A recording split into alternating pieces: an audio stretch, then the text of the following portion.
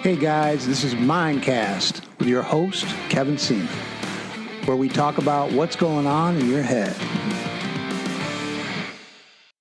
Hi, and welcome to MindCast. This is your host, Kevin Seaman.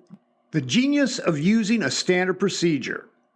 The first time I heard the term standard procedure, it was when I was cutting my teeth as a cook at a high-volume restaurant.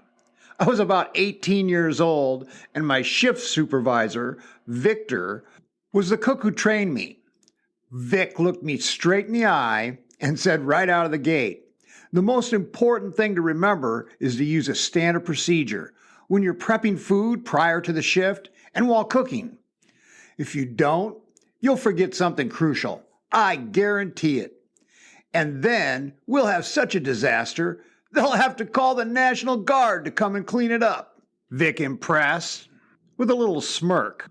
Although that was a bit of an exaggeration, I caught the message he was trying to convey loud and clear. Vic taught me some of the most important lessons at being effective while running a full restaurant, slinging eggs, and other late-night meals during a graveyard shift of the Caro's Hickory Chip restaurant, where I'd just gotten a job. Working an all-night shift was the only job position that was available, and I was in. At that time, I was living in a one-bedroom apartment with two other guys in Isla Vista, California, and just trying to make ends meet. I loved the graveyard shift because I could surf during the day and work nights. Victor was adamantly training me in a way that was almost military-like in its approach. He had a checklist of his SOP, or standard operating procedure, that contained every prep item necessary for our shift. And it started from the biggest jobs to the smallest details. It was impressive. I had never had anybody train me in such detail. Later in my life, as I worked as an accomplished chef and kitchen manager, I used this approach when I was managing and training all of my kitchen staff. I continue to grow and improve this approach through the years. It has helped me to become an excellent teacher and coach. It is absolutely brilliant. Okay, here's what I learned through the years. Number one, write everything down, or have a template or a permanent checklist that you follow. Number two, work on the biggest, most important, or time-consumptive tasks first. This way, if you run out of time, the bulk of your list is complete, and you can finish the details as you work. One whale is worth more than 1,000 buckets of minnows. Number three, work on the things that are important but not necessarily urgent. Things that are important many times will eliminate the necessity for other areas becoming urgent.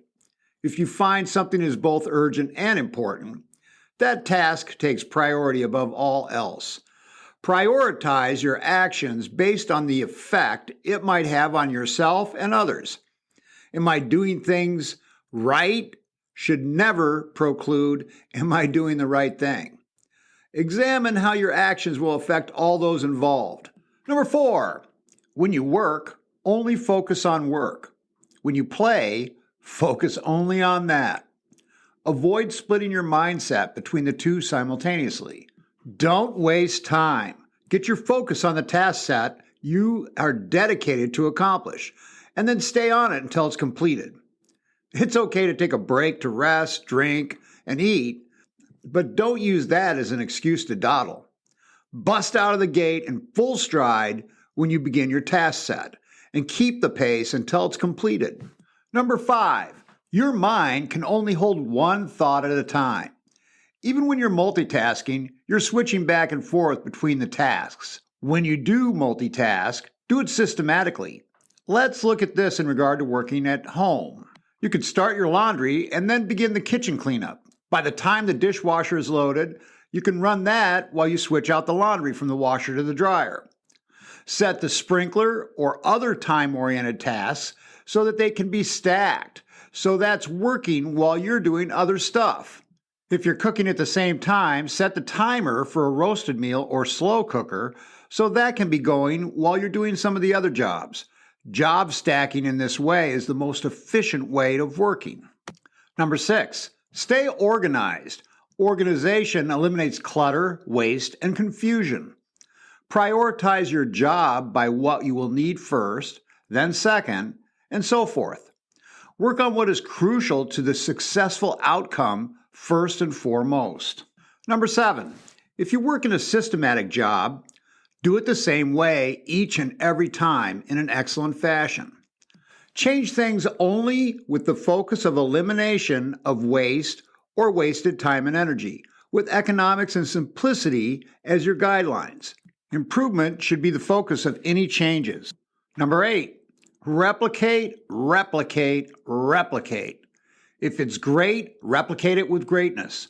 Once you've found what works the best, keep duplicating that procedure. Number 9, standard procedure is based on good habits and working in an effectively habitual manner.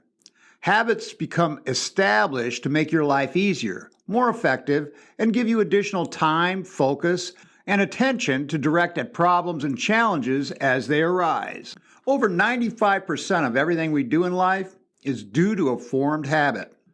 One of my favorite phrases in regard to life habits is, bad habits are easy to develop and hard to live with, whereas good habits are hard to develop but easy to live with. By developing good habits, your life will be that much better, productive, and easier. Number 10, your standard procedure should be the very best way to accomplish your task with what you have to work with at that moment in time. The best evaluation of this is to start with the end in mind. So often, people start things without thinking them through logically with the end result in focus. And then they're not happy with the outcome. Number 11, take time to review and sharpen your standard procedure often. Don't get stuck. If there is something you have experienced or learned from your daily work routine or other people's procedures that can benefit your standard procedure, institute it and test its validity. If it's better or more efficient, revamp by adding this replacement in place of or in addition to your current standard operating procedure. If you're a business owner, you need to work on your business as well as in your business. Number 12, that's the way we've always done it. Red flag alert. Just because someone says that's the way we've always done it, it's good enough, or if it's not broken, don't fix it, doesn't mean it works optimally. In fact, that type of antiquated thinking is not progressive. It has a tendency toward complacency and should absolutely be evaluated. Strive to maintain a growth mindset rather than a fixed mindset. Take some time out of your week to evaluate your procedures. Are they set out of economics and productivity with successful outcome in focus, or established without much real thought and perhaps based on what's easiest at the moment rather than performance focused? By using a standard procedure, you'll also eliminate missed job priorities and have less opportunity to forget things within that standard procedure of tasks. I find when I'm distracted from my routine, I'm more likely to forget something, and sometimes that thing that is forgotten is integral to the smooth operation of the outcome I want to achieve. I like the approach I learned from Stephen Covey in regard to time management based on the habit of begin with the end in mind. First of all, you can't really manage time, but you can manage how you use your time. Time is a perishable gift. It should be valued as such. Once it's gone, it can never be retrieved. Dr. Covey organizes things into 4 time quadrants. Number 1, urgent and important. Number 2, important but not urgent. Number 3, urgent but not important. And number 4, not urgent and not important. The first quadrant are things that we react to on a daily basis. They appear to be both urgent and important. They are pressing problems, deadlines, and crises. And most of the world spends their time managing one urgent and important crisis after another. An example of this is when you or someone you love gets physically hurt. Filing your taxes, picking up your kids from school, refueling your nearly empty vehicle, making an airline flight. You get the idea. The second quadrant is important but not urgent. These are things like planning, staying fit and healthy, nurturing your relationships, prospecting new opportunities, building and improving your business, rest and recreation, personal development, or learning new skills. As Dr. Covey puts it, to sharpen the saw. Although these activities don't seem important enough to be urgent, they are the activities that help you prosper, grow, and flourish. The third quadrant is urgent but not really important. These things include most phone calls, random texts, most emails, poor use of time with unnecessary meetings or needless interruptions. Many times, these are the things that other people want and feel that they are urgent for them, and they want them to be urgent for you too. These things don't do much to enrich your life for the better, yet many people jump to respond to them. It blows my mind when someone I might be in a meeting with or someone I'm talking to answers the phone when it rings. It just kind of says like, yeah, your time isn't that important, but this next urgency is.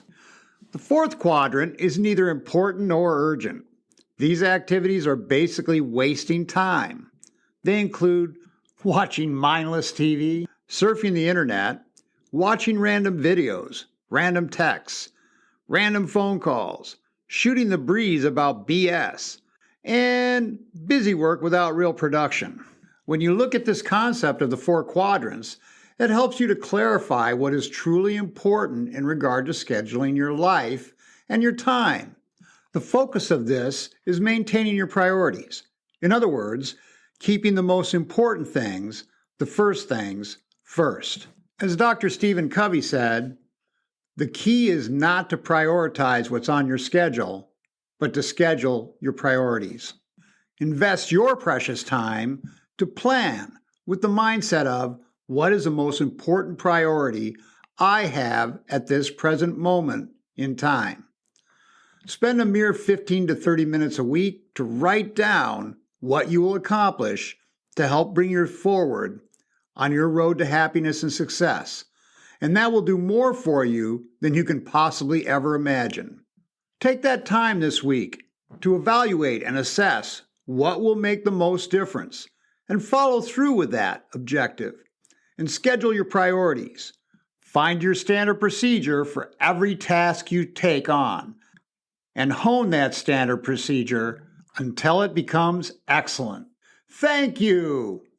If you were inspired from, gaining value, and growing your passion from these MindCast presentations, do something for me and for your friends. Share this podcast with 2 people that you think would benefit from my strategies and coaching methods. Pass on that energy and help spread the positivity you find on MindCast. I am so grateful that you've taken the time to listen to this episode of MindCast.